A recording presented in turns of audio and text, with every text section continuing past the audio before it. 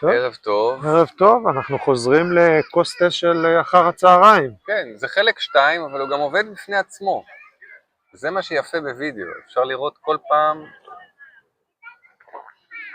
אגב, מי שרוצה את התה הלבן, תחפשו את פלדת תה. בדיוק. פלדת תה זה חנות תה ברחוב דיזינגוף, לא רחוק מאיפה? גורדון? מגורדון. גורדון. כן, חנות תה מעולה, שמתמחה בחליטות תה, יש גם טיונים, אנחנו פחות אנשים של טיונים. אנחנו שותים בתבזורת, אבל כל אחד מה שמתאים לו. באמת, חנות מאוד נחמדה, אנחנו אוהבים לבקר שם. גזונטהייט. מחילה. לא, בסדר.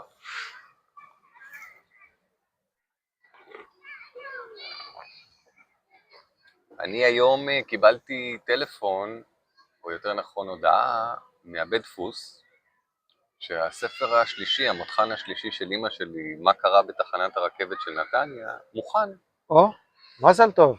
כן.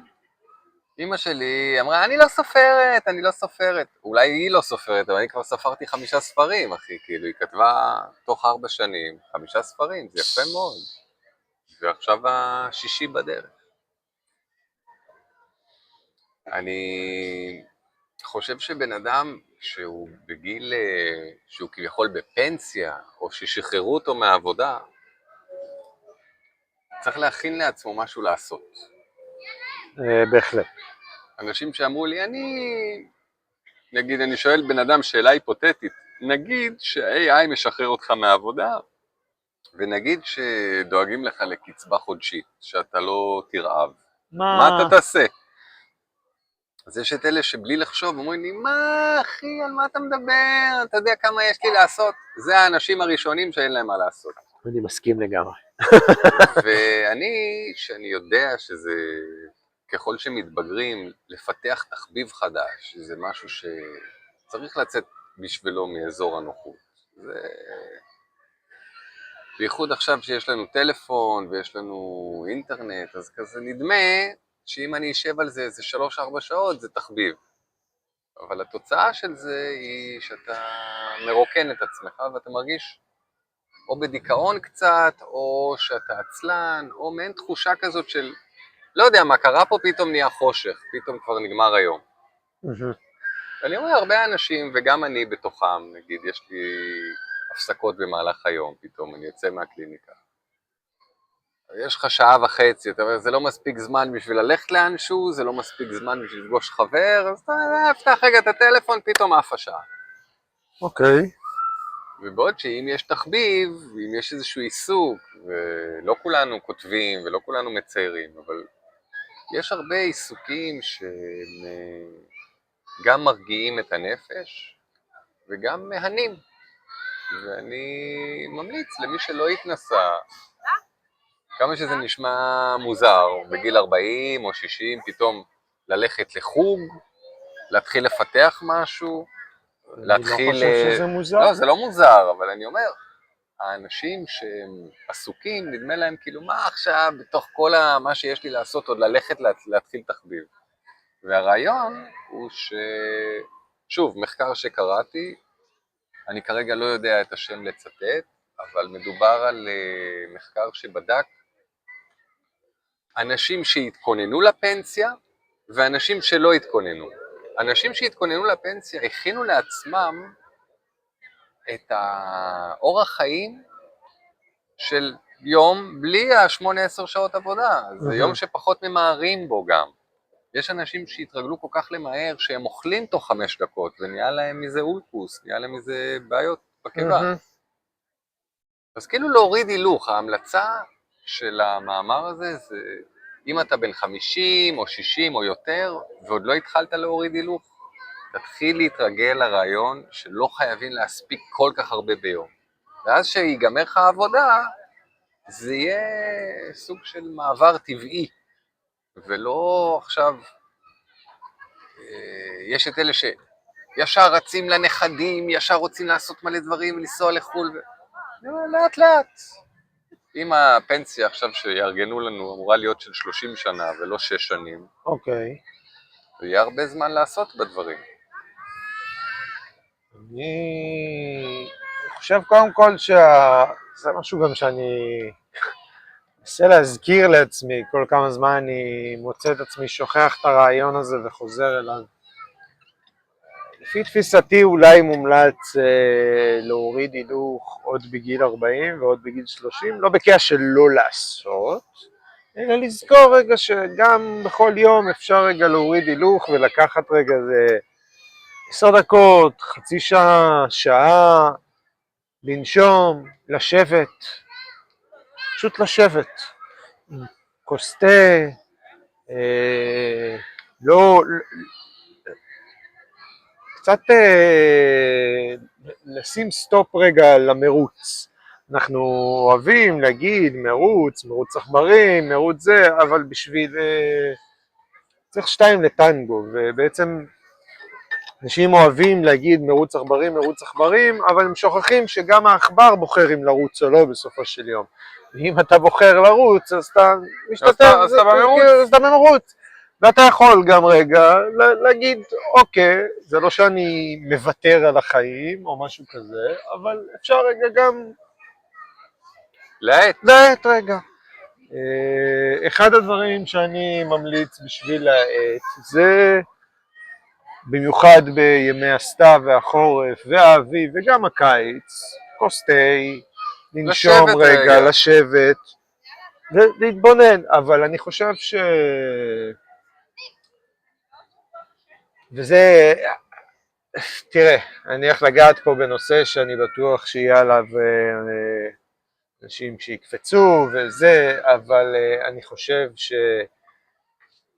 שאנחנו כולנו אוהבים להגיד את זה על ילדים ועל נערים, אבל זה ממש לא שמה, זה נוגע בכל אספקט בחברה. אנחנו הפכנו להיות זומבים של טכנולוגיה וטלפון. עכשיו, אף אחד לא יכול לשכנע אותי ואף אחד לא צריך לשכנע אותי שטלפון וטכנולוגיה זה כלים חזקים וצריך להשתמש בהם. אני הראשון שיגיד את זה והראשון שמסכים זה, וגם אני משתמש בטכנולוגיה ובטלפון כל יום, ואני מאוד פרו טכנולוגיה. יחד עם זה, אני יודע שהטלפון שיבש לאנשים את המוח, כי אם בן אדם אומר לי שיש לו עכשיו שעה של בין לבין, אוקיי, יש לך שעה, אני יכול לתת לפחות 4 דברים שקופצים לי עכשיו לראש שאפשר לעשות בשעה, שכל בן אדם יכול לעשות בשעה, בפן, בלאט, בזה, ככה לנצל אותה. אני לא רוצה להגיד אחוזים, אבל בוא נגיד שרוב בני האדם בשעה הזאת יפתחו את הטלפון, יעבירו רבע שעה באינסטגרם, 20 דקות הנערב בפייסבוק, בלינקדין, באיפה שהם לא מסתובבים. הרווקים והרווקות יעברו לטינדר, גריינדר, כל אחד ומה שמדבר אליו, ויסגרו אני יודע מה, אולי קצת חדשות, ספורט, חדשות כלכלה, חדשות ביטחוניות, כל אחד וכוס התה שלו. במקום זה אפשר לשבת חצי שעה לכוס תה נעימה, אפשר לשבת למדיטציה, אפשר אולי לפתוח איזה ספר, אפשר אולי לנהל שיחה פנים מול פנים עם אדם, אפשר סתם לטייל עם הכלב או לבד, בפארק, בגינה, ברחוב. נכון. אפשר לעשות הרבה מאוד דברים, וזה סתם עכשיו כמה דברים שזרקתי בזה. יש גם את האימון שדיברנו עליו בפרק הקודם הקצר, של התלייה הפסיבית, נכון, והסקווט, זה דברים שלוקחים את הדקות שלהם. יש מלא דברים שאפשר לעשות,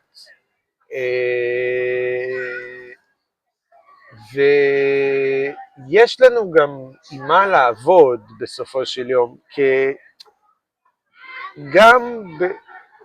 גם במרוץ העכברים שאנחנו נמצאים בו, והעולם הוא אינטנסיבי, ואף אחד לא מתיימר להגיד שהעולם הוא לא אינטנסיבי, והמציאות היא לא דורשנית, ולכל אחד יש גם את החבילה שלו, כל אחד מגיע עם הדברים שלו, סט היכולות, סט המחויבות וכל מיני זה.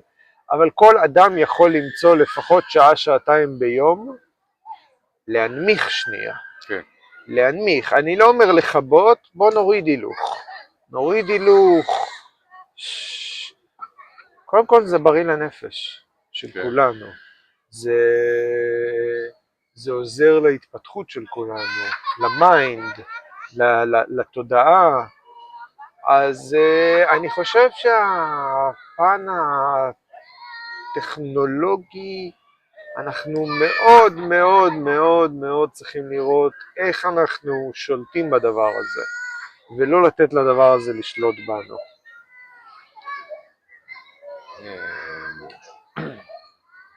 יש מרוץ להגיע לסופרים אינטליג'נס, ל-AI האולטימטיבי. ושופכים מיליארדים על זה, גם האמריקאים, גם הסינים, ויש עוד מדינות שחוקרים בהם את העניין. יכול להיות שאנחנו בעצם גודעים את הענף שעליו אנחנו יושבים. יש אסכולה של חוקרים שאומרת שאם אתה משחרר אינטליגנציה, שזה סוג של חייזר בעצם, אתה כאילו אומר, אם יבואו חייזרים לתקוף את כדור הארץ, אנחנו כולנו נהיה בפאניקה ונתכונן איך להילחם בהם. אבל כשאנחנו בעצמנו מזמינים לכדור הארץ טכנולוגיה או מודעות שהיא יותר גבוהה משלנו, אולי לא נוכל לעצור אותה. זאת אומרת שהיא תדאג לגבות את עצמה ולשלוח את עצמה לכל מיני מקומות שגם אם נרצה למחוק וכמו שעושים וירוסים. סכנה נוספת שיכולה להתפתח בשנים הקרובות זה שביו-האקרס מייצרים וירוסים ומשחררים אותם. זאת אומרת, אנשים בבית באמצעים של כמה אלפי דולרים מייצרים, או כמה עשרות אלפי, אם באמת צריכים זה, מייצרים נשק להשמדה המונית.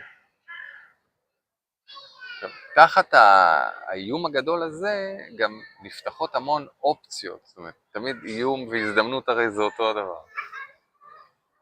ואני חושב שיש לנו הזדמנות בשנים הקרובות, כל אחד לעצמו,